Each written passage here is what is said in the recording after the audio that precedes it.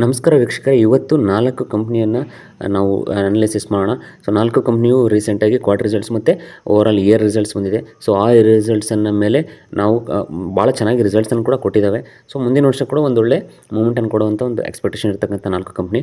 But ಈ video start ಮಾಡೋಕ್ಕಿಂತ ಮುಂಚೆ ಒಂದು ಇಂಪಾರ್ಟೆಂಟ್ ವಿಷಯನ ಡಿಸ್ಕಸ್ ಮಾಡ್ತಾ ಇದ್ದೀನಿ. ಸೊ ಇಲ್ಲೊಂದು ಹಾಕಿದ್ದೀನಲ್ಲ, ಇದು ಒಬ್ರದ್ದು P&L ಅಂದರೆ ಅವರ ಬ್ರೋಕರೇಜ್ ಜನರೇಟ್ ಮಾಡಿರ್ತಕ್ಕಂಥ PDF ಫಾರ್ಮೆಟು. ಸೊ ಇವತ್ತು ಏನಾಗಿದೆಯಪ್ಪ ಅಂತಂದರೆ, ಎಷ್ಟೋ ಜನ ಎಸ್ಪೆಷಲಿ ಟ್ರೇಡಿಂಗ್ ಮಾಡ್ತಕ್ಕಂಥವ್ರು, F&O ಮಾಡ್ತಕ್ಕಂಥವ್ರು, ಸೊ ಅವ್ರು ಅವರು ಏನು ಅರ್ನ್ ಮಾಡಿರ್ತಾರೆ ಅದರಲ್ಲಿ ಸಿಕ್ಕಾಬಿಟ್ಟೆ ಬ್ರೋಕರೇಜನ್ನು ಕೊಡ್ತಾ ಇದೆ. ಸೊ ಬ್ರೋಕರೇಜ್ ಫರ್ಮ್ಸಿಂದ ತುಂಬ ಜನರಿಗೆ ತುಂಬ ಭಾಳ ಲಾಸ್ ಅಂದರೆ ಅವ್ರು ಏನೇನು ಚಾರ್ಜ್ ಮಾಡ್ತಿದ್ದಾರೆ, ಎಷ್ಟು ಚಾರ್ಜ್ ಮಾಡ್ತಿದ್ದಾರೆ ಅಂತ ಗೊತ್ತಾಗ್ತಿಲ್ಲ. ಇಲ್ಲಿ ನೋಡಿರಿ, ನಿಮಗೆ ಒಂದು ಎಕ್ಸಾಂಪಲ್ ತೋರಿಸೋದಾಯ್ತು ಅಂದರೆ, ಇವ್ರು ನೋಡಿ, ಇವ್ರದ್ದು ಒಬ್ಬ ನಮ್ಮ ಇದರಲ್ಲೇ ಸಬ್ಸ್ಕ್ರೈಬರ್ ಕೂಡ ಇದ್ದಾರೆ ಅವರು. ಸೊ ನಮ್ಮ ಜೊತೆ ನಿರಂತರವಾಗಿ ನಮ್ಮ ಕಮ್ಯುನಿಟಿನಲ್ಲಿ ಕೂಡ ಜಾಯ್ನ್ ಆಗಿದ್ದಾರೆ. ಸೊ ಅವ್ರದ್ದೊಂದು ತೋರಿಸೋದಾಯ್ತು ಅಂತಂದರೆ, ಒಂದು ಇದು ಯಾವುದು ಹೆಸರು ಬೇಡ, ಯಾಕಂದರೆ ಎಲ್ಲ ಬ್ರೋಕರ್ ಏಜೆನ್ಸಿಯವರು ಅಷ್ಟೇ. ಸೊ ಯಾರು ಅವರು ಕ್ಲೈಂಟ್ ಹಿತಕ್ಕೆ ಹೋಗಿ ಇದ್ದಾರೆ ಅಂತ ನಾನು ಅನ್ಕೊತಿಲ್ಲ. ಸೊ ಅವ್ರು ದುಡ್ಡು ಮಾಡಬೇಕು ಅಷ್ಟೇ. ಸೊ ಕ್ಲೈಂಟ್ ಎಷ್ಟು ಲಾಸ್ ಆಗ್ತಾನೆ ಅಥವಾ ಎಷ್ಟು ಲಾಭ ಮಾಡ್ತಾನೆ ಅದು ಇಂಪಾರ್ಟೆಂಟ್ ಅಲ್ಲ ಅನಿಸುತ್ತೆ. ಸೊ ಹಾಗಾಗಿ ನೋಡಿರಿ, ಇಲ್ಲಿ ಇವ್ರದ್ದು ಟೋಟಲ್ಲು 1,00,000 ಇಷ್ಟು ನೆಟ್ P&L ಇಲ್ಲಿ ನೋಡಿದ್ರೆ ನೀವು 1,07,000. ಸೊ 1,07,000 ನೆಟ್ ಇದಾಗಿದೆ. ಸೊ ಇವ್ರ ಬ್ರೋಕರೇಜ್ ಚಾರ್ಜಸ್ ಎಲ್ಲ ಸೇರಿ ಇಲ್ಲಿ ನೋಡಿರಿ ಎಷ್ಟು ಮಾಡಿದ್ದಾರೆ, 2,342 ರುಪೀಸು. ಸೊ ಇದನ್ನು ನೀವೇ ಲೆಕ್ಕ ಹಾಕ್ಕೊಳ್ಳಿ, ಎಷ್ಟು ಬ್ರೋಕರೇಜ್ ಚಾರ್ಜಸ್ಸು. ಸೊ ಇವ್ರದ್ದೊಬ್ಬರದೇ ಅಲ್ಲ, ಇನ್ನು ತುಂಬ ಜನರದ್ದು ರೀಸೆಂಟಾಗಿ ಹತ್ರ ನನಗೆ ಭಾಳ ಜನ ಫೋನ್ ಮಾಡಿ ಆಮೇಲೆ ಕಳಿಸ್ತಾ ಇದ್ದಾರೆ, ಅವ್ರದ್ದು ರಿಪೋರ್ಟ್ಸೇ ಕಳ್ತಿದ್ದಾರೆ. ನೋಡಿರಿ ಸರ್, ಈ ಥರ ಇಷ್ಟೊಂದೆಲ್ಲ ಬ್ರೋಕರೇಜ್ ಈ ಥರ ಮಾಡ್ತಾರೆ.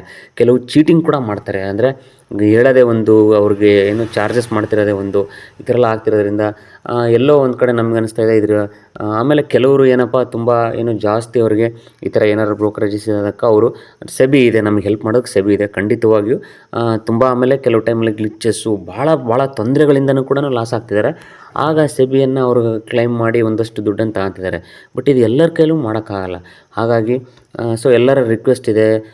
ಸೊ ನಮಗೂ ಕೂಡ ಅದು ಫೀಲ್ ಆಗ್ತಿದೆ. ಎಲ್ಲರೂ ಸೇರಿ ನಾವು ಒಂದು ಅಸೋಸಿಯೇಷನ್ ಥರ ಮಾಡಿಕೊಂಡ್ರೆ, ಅಂದರೆ ಲೈಕ್ ಫಾರ್ ಎಕ್ಸಾಂಪಲ್ ನಾವು ಕರ್ನಾಟಕ ಟ್ರೇಡರ್ಸ್ ಅಸೋಸಿಯೇಷನ್ ಅಥವಾ ಇನ್ವೆಸ್ಟರ್ಸ್ ಅಸೋಸಿಯೇಷನ್ ಆ ಥರದ್ದೊಂದು ಅಸೋಸಿಯೇಷನ್ ಮಾಡಿಕೊಂಡು ಒಂದು ಒಗ್ಗಟ್ಟಿನಿಂದ ಹೋರಾಟ ಮಾಡಿದ್ರೆ, ಅಂದರೆ ಈಗ ಎಲ್ಲರಿಗೂ ಈ ಥರ 2-3 ಸಾವಿರ ಈ ಥರ ಹಿಂಗಾದಾಗ ಅವರು ಸೆಬಿಯನ್ನು ಅಪ್ರೋಚ್ ಮಾಡಿ ಅಥವಾ ಸೆಬಿಗೆ ಒಂದು ಕಂಪ್ಲೇಂಟ್ ರೈಸ್ ಮಾಡಿ ಬ್ರೋಕರೇಜ್ ಚಾರ್ಜಸ್ಸಲ್ಲಿ ಅವರು ವಾಪಸ್ ಬಿಡ್ತಾರೆ, ತುಂಬ ಕಷ್ಟ ಇರುತ್ತೆ. ಅದಕ್ಕೆ ಒಂದು ಯೂನಿಟಿ ಅಂತೇಳಿ ಒಂದು ಒಳ್ಳೆ ಅಸೋಸಿಯೇಷನ್ ಇದ್ದರೆ, ಸೊ ಈ ಥರ ಆ ಅಸೋಸಿಯೇಷನಿಂದ ಯಾರಿಗಾರು, ಆಮೇಲೆ ಕೆಲವರಿಗೆ ಭಾಳ ಜನ ಏನು ಮಾಡ್ತಿದ್ದಾರೆ, ಈ ಕಾಲ್ಸ್ ಕೊಟ್ಟು ಅವರಿಗೆ ಸುಮಾರು 50,000 1,00,000 ಎಲ್ಲ ಲಾಸ್ ಮಾಡ್ತಾಯಿದ್ದಾರೆ. ಸೊ ಅಂಥವೆಲ್ಲ ನಾವು ತಪ್ಪಿಸೋದಕ್ಕೆ ಒಂದು ಪ್ಲ್ಯಾಟ್ಫಾರ್ಮ್ ಆಗುತ್ತೆ ಅಂತ ನನ್ನ ಅಭಿಪ್ರಾಯ ಕೂಡ. ಆಮೇಲೆ ಕೆಲವ್ರು ಒಳ್ಳೊಳ್ಳೆ ಇನ್ವೆಸ್ಟರ್ಸ್ ಕೂಡ ಈ ಒಂದು ಮಾಹಿತಿಯನ್ನು, ಅಂದರೆ ಈ ಒಂದು ಐಡಿಯಾವನ್ನು ಇದು ಮಾಡ್ತಿದ್ದಾರೆ. ನೀವು ಕೂಡ ನಿಮಗೇನು ಅನಿಸುತ್ತೆ, ಈ ಥರ ನಾವೊಂದು ಟ್ರೇಡರ್ಸ್ ಅಸೋಸಿಯೇಷನ್ ಮಾಡಿದ್ರೆ ನಾಳೆ ಫೈಟ್ ಮಾಡಲಿಕ್ಕೆ, ಅಥವಾ ಯಾರು ಅಮಾಯಕರಿರ್ತಾರೆ ಅವರಿಗೆ ಈ ಥರ ಬ್ರೋಕರ್ ಏಜೆನ್ಸಿಯಿಂದ ತೊಂದರೆ ಆದರೆ, ಅಥವಾ ಇನ್ನು ಏನಾಗಿರ್ಬೋದು, ಬೇರೆ ಯಾವುದಾದ್ರೂ ಸ್ಟಾಕ್ ಮಾರ್ಕೆಟ್ ರಿಲೇಟೆಡ್ ಏನಾದ್ರು ಪ್ರಾಬ್ಲಮ್ ಆದರೆ ಅವರೆಲ್ಲರ ದನಿಯಾಗಿ ಅವರಿಗೆ ನ್ಯಾಯ ಕೊಡಿಸೋ ರೀತಿಯಲ್ಲಿ ಹೋರಾಟ ಮಾಡ್ಬೋದು ಅಂದ್ಕೊಂಡಿದ್ದೀನಿ. ಸೊ ನಿಮ್ಮ ಅಭಿಪ್ರಾಯವನ್ನು ತಿಳಿಸಿ ಏನು ಅಂತೇಳಿ. ಎಲ್ಲರೂ ಒಂದೇ ಒಮ್ಮತದಿಂದ ಬಂತಂದರೆ ಖಂಡಿತವಾಗಿ ಈ ಥರದೊಂದು ಪ್ಲಾಟ್ಫಾರ್ಮ ತೊಗೊಂಬರೋಣ. ಸೊ ಖಂಡಿತವಾಗಿ ನನ್ನ ಕಾಂಟ್ಯಾಕ್ಟ್ ನಂಬರ್ ಇದೆ, ಕಾಂಟ್ಯಾಕ್ಟ್ ಕೂಡ ಮಾಡಿ. ಬನ್ನಿ ಇವತ್ತಿನ ವೀಡಿಯೋ ಸ್ಟಾರ್ಟ್ ಮಾಡಿ. ಒಂದು ಅಪ್ಡೇಟನ್ನು ನೋಡೋದಾಯ್ತಂದರೆ, ಇದು related to Vikram Thermo India Limited ಅಂತ. ಸೊ ವಿಕ್ರಮ್ ಥರ್ಮೋ ಇಂಡಿಯಾ ಲಿಮಿಟೆಡ್ ಏನು ಅಪ್ಡೇಟ್ ಬಂದಿದೆ ಅಂತಂದರೆ, in the matter of scheme of arrangement. So it is to demerger. So ಎಲ್ಲಿಂದ ಎಲ್ಲಿಗೆ ಇದ್ರದ್ದು ಏನಪ್ಪ ಅಂತಂದರೆ ಸ್ವಲ್ಪ ಡೀಟೇಲಾಗಿ ನೋಡೇ ಬಿಡೋಣ. We are please to inform you that in company petition, so under company law tribunal Ahmedabad branch wide its order dated 26th April ಬಂದಿದೆ. ಇದು as sanctioned the scheme of arrangement involving demerger between Vikram Thermo India Limited and Vikram Aroma Limited and their respective shareholders and creditors under sections 230 and 232 and other applicable provisions of the company. So ಇದು ಏನಪ್ಪ ಅಂತಂದರೆ, demerge ಅಂದರೆ Vikram Thermo India ಲಿಮಿಟೆಡಿಂದ Vikram Aroma ಲಿಮಿಟೆಡನ್ನು demerge ಮಾಡ್ತಾ ಇದ್ದಾರೆ. So ನೋಡ್ಬೋದು, ನೀವೊಂದು 2-3 ಡೇಸಿಂದ ಒಂದು ಹತ್ತತ್ರ 40-50% ರ್ಯಾಲಿಯನ್ನು ಕೊಡ್ತು. ಯಾಕೆ ಅಂತಂದರೆ, ಬಿಕಾಸ್ ಈ ವಿಕ್ರಮ್ ಥರ್ಮೋ ಲಿಮಿಟೆಡಲ್ಲಿ ನಿಮ್ಮದು ಶೇರ್ಸ್ ಇದ್ದರೆ, ಸೊ ಏನು ಡಿಮರ್ಜ್ ಆಗುತ್ತಲ್ಲ, ಡಿಮರ್ಜ್ ಆದಮೇಲೆ ವಿಕ್ರಮ್ ಅರೋಮಾ ಲಿಮಿಟೆಡ್ ಅಂತ ಕಂಪ್ನಿ ಆದರೆ ಅಲ್ಲಿ ನಿಮಗೆ ಆ ಕಂಪ್ನಿಯಿಂದ ಫಾರ್ ಎಕ್ಸಾಂಪಲ್ ನಿಮ್ಗೆ 10 ಶೇರ್ ಇದ್ದರೆ ಅಲ್ಲಿ 5 ಶೇರ್ ಫ್ರೀಯನ್ನು ಕೊಡ್ಬೋದು ಆ ಕಂಪ್ನಿಗೆ. ಆ ಥರದ ಒಂದು ಸಾಧ್ಯತೆಗಳು ಇರುತ್ತೆ. ಹಾಗಾಗಿ ಇದು ಮತ್ತು ಆ್ಯಡೆಡ್ ಅಲ್ವಾ, ನಿಮಗೆ ಒಂದು ಕಂಪ್ನಿಲಿದೆ ಡಿಮರ್ಜ್ ಆಯಿತು, ಇನ್ನೊಂದು ಕಂಪ್ನಿಯಲ್ಲಿ ನಿಮಗೆ ಫ್ರೀಯಾಗಿ ಶೇರ್ ಸಿಗುತ್ತೆ.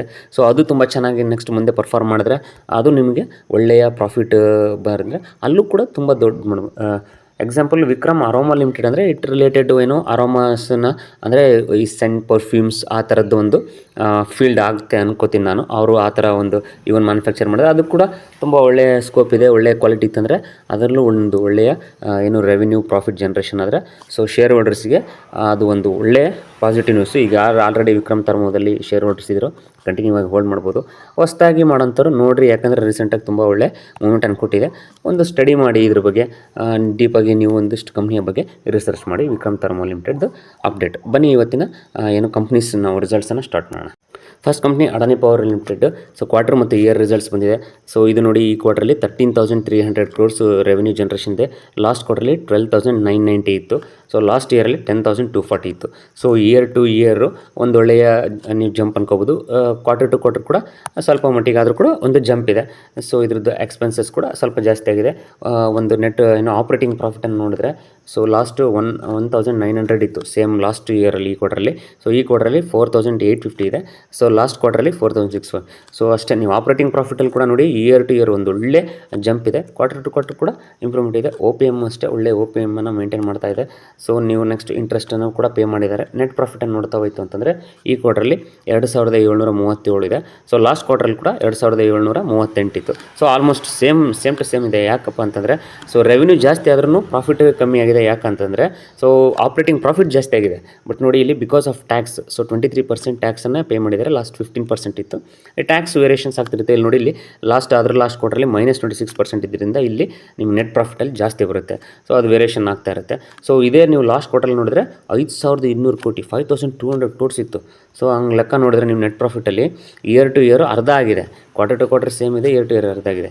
ಬಟ್ ಇಲ್ಲಿ ಇನ್ನೊಂದು ಪಾಯಿಂಟ್ ಏನಪ್ಪ ಅಂತಂದರೆ ಇಲ್ಲಿ ನೋಡಿ, ಇಲ್ಲಿ -484% ಟ್ಯಾಕ್ಸ್. ಸೊ ಟ್ಯಾಕ್ಸ್ ಬೆನಿಫಿಟ್ಟಿಂದಾಗಿ ಅವರಿಗೆ 5,200 ಕೋಟಿ ಬಂದಿದೆ. But actually profit before tax ನೋಡೋದಾಯ್ತಂದ್ರೆ ನೀವು 898 crores ಇತ್ತು ಲಾಸ್ಟ್ ಇಯರ್ ಇದೆ ಕ್ವಾರ್ಟರ್ಲಿ. ಈ quarterly 3,558. So last quarterly 3,200. So ಇದರಲ್ಲಿ ಆಪ್ರೇಟಿಂಗ್ ಪ್ರಾಫಿಟ್ ಆಮೇಲೆ ಟ್ಯಾಕ್ಸ್ ಪ್ರಾಫಿಟ್ ಬಿಫೋರ್ ಟ್ಯಾಕ್ಸಲ್ಲಿ ನೋಡೋದಾಯ್ತು ಅಂತಂದರೆ ಇಯರ್ ಟು ಇಯರ್ ಕ್ವಾರ್ಟರ್ ಒಳ್ಳೆ ಇದೆ.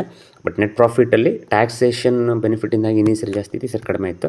ಸೊ ಓವರಾಲ್ ಆಗಿ ಬಟ್ ಒಳ್ಳೆ ರಿಸಲ್ಟ್ ಇದು ಆ್ಯಕ್ಚುಲಾಗಿ ನೋಡಿದ್ರೆ ರಿಸಲ್ಟ್ಸು. ಬಟ್ ಟ್ಯಾಕ್ಸ್ ಅದರಲ್ಲಿ ಕಂಡು ಕೆಲವರು ನೆಟ್ ಪ್ರಾಫಿಟನ್ನು ಲೆಕ್ಕ ಹಾಕ್ತಾರೆ. ಆಗ ನೋಡಿದ್ರೆ ಸೊ ಕ್ವಾರ್ಟರ್ ಟು ಏನು ಇಯರ್ ಟು ಇಯರ್ ಕ್ವಾರ್ಟರ್ಲಿ ಕಡಿಮೆ ಆಗಿದೆ. ಬಟ್ ಇಲ್ಲಿ ನೋಡಿರಿ, ಇಲ್ಲಿ ಬರುತ್ತೆ ಈಗ ಬೊಂಬಾಟ್ ಏನಪ್ಪ ಅಂತಂದರೆ ಇಯರ್ ಟು ಇಯರ್ ರಿಸಲ್ಟ್ಸ್ ನೋಡಿದ್ರೆ ನೀವು ಮಾರ್ಚ್ 2024 ಎಷ್ಟಿದೆ revenue 50,000 crores. So last year it was 38,000 crores. 27-26 ಈ ಥರ ಇತ್ತು. ಇಲ್ಲಿ ನೋಡಿ, ಇಲ್ಲಿ ಲಾಸ್ಟ್ ಒಂದು 2 yearsಯಿಂದ ನೋಡಿದ್ರೆ ತುಂಬ ಒಳ್ಳೆಯ ಇಂಪ್ರೂವ್ಮೆಂಟ್ ಇನ್ ಸೇಲ್ಸ್. ಸೊ ಅದೇ ಥರ ಒ ಪಿ ಎಮ್ ಒಳ್ಳೆ ಒ ಪಿ ಎಮ್ ಇದೆ. ಸೊ ನೆಟ್ ಪ್ರಾಫಿಟಲ್ಲಿ ನೋಡ್ತಾ ಹೋಯ್ತು ಅಂತಂದರೆ ಸೊ ಲಾಸ್ಟ್ ಇಯರ್ ಎಷ್ಟಿತ್ತು 10,700 crores. ಈ ಸರಿ ಎಷ್ಟಾಗಿದೆ 20,800 crores. So almost double. So year to year ಅದಕ್ಕೆ ಹಿಂದಿನ ವರ್ಷ ಎಷ್ಟಿತ್ತು 4,900 crores ಇತ್ತು. ಸೊ ಲಾಸ್ಟ್ 2 yearsಯಿಂದ ನೋಡಿದ್ರೆ ನೀವು ಸೂಪರ್ವಾಗಿ, ಸೊ ಲಾಸ್ಟ್ 1 year ಕಂಪೇರ್ ಮಾಡಿದ್ರೆ ಆಲ್ಮೋಸ್ಟ್ ಡಬಲ್ ಆಗಿದೆ. ಇಲ್ಲಿ 2 yearsಯಿಂದ 4,000 to 20,000 5 times ಆಗಿದೆ ಒಂದು 3 yearsಲ್ಲಿ. ಒಳ್ಳೆಯ ರೆವಿನ್ಯೂ ಮತ್ತು ಪ್ರಾಫಿಟನ್ನು ಇದು ಮೇಂಟೈನ್ ಮಾಡ್ತಾಯಿದೆ. ಸೊ ಮುಂದಿನ ಒಂದೊಳ್ಳೆ ಅದ್ಭುತವಾದಂಥ ಇಯರ್ಲಿ ರಿಸಲ್ಟ್ಸ್ ನೋಡಿದ್ರೆ ನಿಜವಾಗ್ಲೂ ಸೂಪರ್ ಡೂಪರ್ ರಿಸಲ್ಟ್ಸು. ಬಟ್ ಇದ್ರ ಜೊತೆಗೆ ಇನ್ನೊಂದು ತೋರಿಸ್ತಾ ಇದ್ದೀನಿ ನಾನು. ಸೊ ಏನಪ್ಪ ಅಂತಂದರೆ let's see the reserves and borrowings. Reserves and borrowings ನೋಡ್ತಾ ಇದ್ದಾರೆ ನೋಡ್ರಿ, ಇಲ್ಲಿ 55,000 ಕೋಟಿ ಬಾರೋಯಿಂಗ್ಸ್ ಇದ್ದಿದ್ದು, ಲೋನ್ ಇದ್ದಿದ್ದು. ಇವಾಗ ಬರೀ 34,000 ಕೋಟಿ ಬಂದಿದೆ ಬಾರೋಯಿಂಗ್ಸ್ ಅಂದರೆ ಸಾಲ. ಅಂದರೆ ಇವರು ಡೆಪ್ಟನ್ನು ಪ್ರತಿ ಇಯರ್ ಟು ಇಯರ್ ಕಡಿಮೆ ಮಾಡ್ತಾ ಸೊ ಈಗ 34,000. ಈಗ ರಿಸರ್ವ್ಸ್ ಎಷ್ಟಾಗಿದೆ 39,000 ಆಗಿದೆ. ಇಯರ್ ಟು ಇಯರ್ ರಿಸರ್ವ್ಸ್ ಜಾಸ್ತಿ ಆಗ್ತಾಯಿದೆ, ಬಾರೋಯಿಂಗ್ಸ್ ಕಡಿಮೆ ಆಗ್ತಾಯಿದೆ. ಅಂದರೆ ಇದು ಆಲ್ರೆಡಿ ರಿಸರ್ವ್ಸ್ಗಿಂತ ಬಾರೋಯಿಂಗ್ಸ್ ಕಮ್ಮಿ ಆಗಿದೆ. ಸೊ ರಿಸರ್ವ್ಸೇ ಜಾಸ್ತಿ ಆಗಿರೋದ್ರಿಂದ ಒಂದು ಒಳ್ಳೆಯ ಏನು ಪಾಯಿಂಟ್ ಅನ್ಬೋದು ಯಾರಿಗೆ ಶೇರ್ ಹೋಲ್ಡರ್ಸ್ಗೆ. ಸೊ ಮುಂದಿನ 1 or 2 yeaರಲ್ಲಿ ಒಂದೊಳ್ಳೆ ಮೂಮೆಂಟನ್ನು ಒಂದೊಳ್ಳೆ ರಿಟರ್ನನ್ನು ಎಕ್ಸ್ಪೆಕ್ಟ್ ಮಾಡ್ಬೋದು ಅನ್ಕೋತೀನಿ ಅಡಾನಿ ಪವರಿಂದ. ಸೊ ಯಾವುದಕ್ಕೂ ನೀವು ಕೂಡ ನಿಮ್ಮ ಓನ್ ರಿಸರ್ಚ್ ಮಾಡಿ. ಸೊ ಹಣ ನಿಮ್ಮದು, ಡಿಸಿಷನ್ಸ್ ನಿಮ್ಮದು. ದಯವಿಟ್ಟು ನೀವು ಒಬ್ಬರು ಫೈನಾನ್ಷಿಯಲ್ ಅಡ್ವೈಸರ್ಸು ಇಲ್ಲ ಯಾರು ಸ್ಟಾಕ್ ಮಾರ್ಕೆಟ್ ತುಂಬ ಸಕ್ಸಸ್ ಇದ್ದಾರೋ ಅಂಥರ ಜೊತೆಗೆ ಸ್ವಲ್ಪ ಡಿಸ್ಕಷನ್ಸ್ ಮಾಡಿ ತುಂಬ ಚೆನ್ನಾಗಿ ನೀವು ಸ್ಟಾಕ್ ಮಾರ್ಕೆಟನ್ನು ಕಲಿತು ಇನ್ವೆಸ್ಟ್ಮೆಂಟ್ ಮಾಡಿ ಒಳ್ಳೆ ದುಡ್ಡು ಮಾಡಿ. So take your own decisions. ಬನ್ನಿ let's move to next company. So ಎರಡನೇ ಕಂಪ್ನಿ ICICI ಬ್ಯಾಂಕು. ನಾನು ಈಗ ಜಸ್ಟ್ ಇನ್ಮೇಲೆ ಯಾಕಂದರೆ ವಿಡಿಯೋ ತುಂಬ ಆಲ್ರೆಡಿ ಲೆಂತ್ ಆಗ್ತಾ ಇರೋದ್ರಿಂದ ಸುಮ್ಮನೆ ಓವರ್ ವ್ಯೂ ಮಾಡ್ತಾಯಿದ್ದೀನಿ. ಡಿಟೇಲ್ ಡಿಸ್ಕಷನ್ಸ್ ಬೇಕಿದ್ರೆ ನೆಕ್ಸ್ಟ್ ಮುಂದಿನ ದಿನಗಳಲ್ಲಿ ಒಂದೊಂದು ಕಂಪ್ನಿನೂ ಡಿಟೇಲಾಗಿ ಅನಾಲಿಸಿಸ್ ಮಾಡೋಣ. ಇವತ್ತಿನ ನೋಡಿ ರಿಸಲ್ಟ್ ನೋಡೋದಾಯ್ತಂದರೆ ಈ ಇಯರ್ ಮಾರ್ಚ್ 2024 42,600 crores ರೆವೆನ್ಯೂ ಇದೆ. ಸೊ ಲಾಸ್ಟ್ ಇಯರಲ್ಲಿ ಇದು this is quarters results. Let's move on to the directly year results ನೋಡ್ತಾ ಹೋಯ್ತು ಅಂತಂದರೆ 1,59 crore 1,59,516 crores. ಸೊ ಬಿಫೋರ್ ಅಂದರೆ ಲಾಸ್ಟ್ ಇಯರಲ್ಲಿ 1,21,067 crores ಇತ್ತು. ಸೊ 1,21,000ಇಂದ 1,59,000 ಅಂದರೆ 1,60,000 ಅಂದರೆ ಹತ್ತತ್ರ 40,000 crores ಸೇಲ್ಸ್ ರೆವೆನ್ಯೂ ಜಾಸ್ತಿ ಆಗಿದೆ. ಸೊ ಇದರದ್ದು ನೀವು ನೆಟ್ ಪ್ರಾಫಿಟನ್ನು ನೋಡ್ತಾ ಹೋಯ್ತು ಅಂತಂದರೆ 46,000 crores.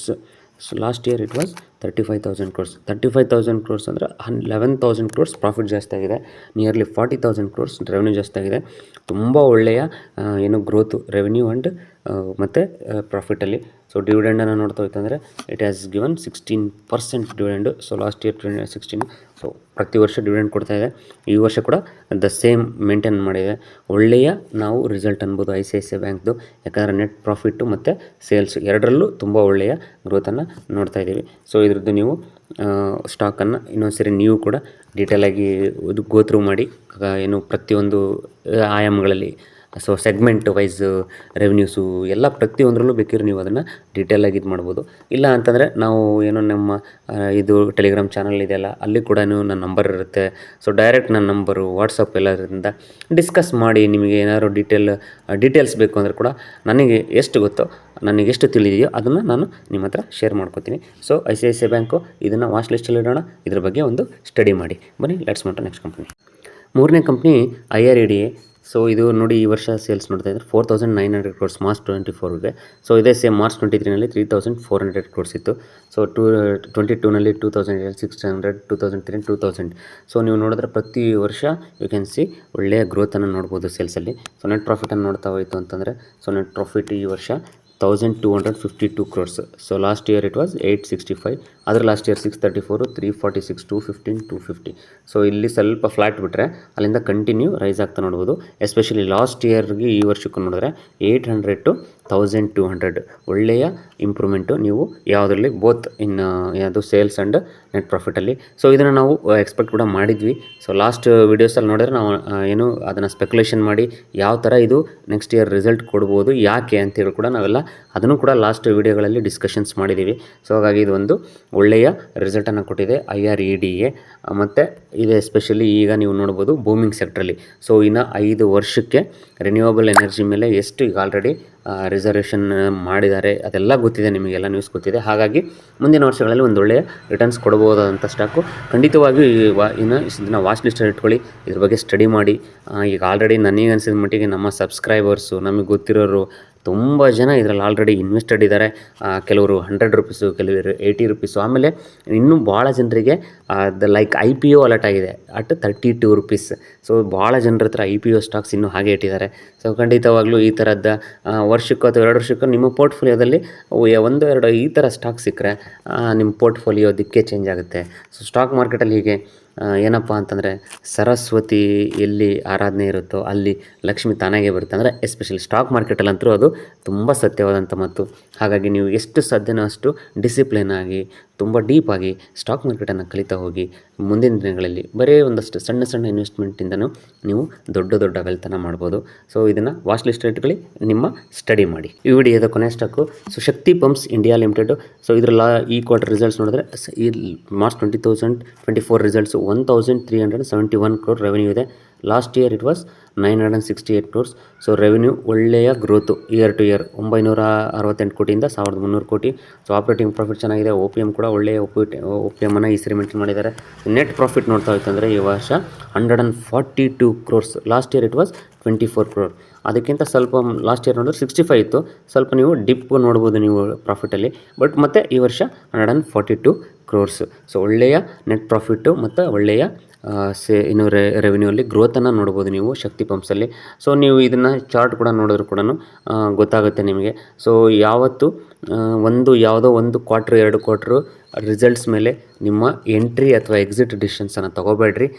ಸೊ ಲಾಂಗ್ ರನ್ನಲ್ಲಿ ಲಾಂಗ್ ಆಗಲಿ ಇಯರ್ ಟು ಇಯರನ್ನು ನೀವು ರಿಸಲ್ಟ್ಸನ್ನು ನೋಡ್ತಾ ಹೋಗಿ. ಸೊ ಈ ವರ್ಷ ಒಳ್ಳೆಯ ರಿಸಲ್ಟನ್ನು ಕೊಟ್ಟಿದೆ ಶಕ್ತಿ ಪಂಪ್ಸು. ಈ ಸ್ಟಾಕ್ನ ಬಗ್ಗೆ ನಿಮಗೆ ತುಂಬ ಡಿಟೇಲ್ ಒಂದು ಅನಾಲಿಸಿಸ್ ಬೇಕಂದ್ರೂ ಕೂಡ ಹೇಳಿ. ಸೊ ಈ ಶಕ್ತಿ ಪಂಪ್ಸ್ ಬಗ್ಗೆ ಒಂದು ಒಳ್ಳೆಯ ಡಿಟೇಲ್ ಅನಾಲಿಸಿಸ್ ವಿಡಿಯೋ ಕೂಡ ಮಾಡೋಣ ಅಂತೆ. ಸೊ ಇವತ್ತಿಗೆ ಈ ವಿಡಿಯೋನ ಮುಗಿಸೋಣ. ಇದನ್ನು ನೀವು ವಾಚ್ ಲಿಸ್ಟಲ್ಲಿ ಇಟ್ಕೊಳ್ಳಿ, ಸ್ಟಡಿ ಮಾಡಿ.